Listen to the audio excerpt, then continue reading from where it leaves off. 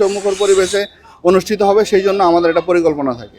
আমরা সেই পরিকল্পনা নিয়ে কাজ করে যাই এবং এই পরিকল্পনা বাস্তবায়নের জন্য আমরা সেই প্রথম থেকেই সভা করা থেকে শুরু করে আমাদের বিভিন্ন ডিপার্টমেন্টকে, আমাদের পুলিশ বিভাগ, আমাদের আনসার বিভাগ, আমাদের গোয়েন্দা সংস্থা, সেনাবাহিনী, বিজিবি, আমাদের ম্যাজিস্ট্রেট, তারা স্ব পরিকল্পনা মাফিক কাজ করে যাচ্ছে। আমরা সেই কাজগুলো মনিটরিং করছি। আমার কাছে আমি ইতিমধ্যে 2500 থেকে শুরু করে 2500 রূপগঞ্জ, আজকে বন্দর, সদর, সব জায়গায় আমি পরিদর্শন করেছি। আমার কাছে আসলে আমরা যেভাবে পরিকল্পনা করেছিলাম বা আমাদের ব্যাক অফ দ্য মাইন্ডে যা ছিল তার চেয়েও দেখি অনেক সুন্দর পরিবেশ।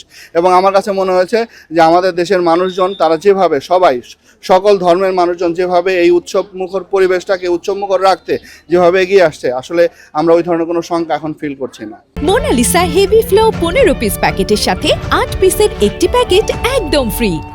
জেলা প্রশাসক হিসাবে আমি মনে করি যে জেলার প্রতিটি মানুষের তাদের প্রতিটি অনুষ্ঠান, প্রতিটি বিষয়ের দায়িত্ব কিছুটা আমার উপরে বর্তায়।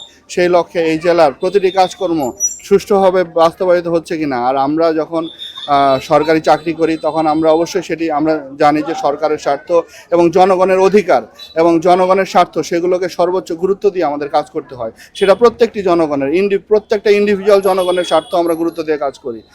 সেই লক্ষ্যে আমরা আমাদের দায়িত্ব পালন করে যাচ্ছি। আমাদের কর্তৃপক্ষরাও দায়িত্ব দিয়েছেন, তারাও বলেছেন আমরা সেভাবে আমাদের সমস্ত দায়িত্বগুলো আমরা আমাদের টিম গঠন করে আমাদের পরিকল্পনা মাফিক আমরা কাজ করে যাচ্ছি।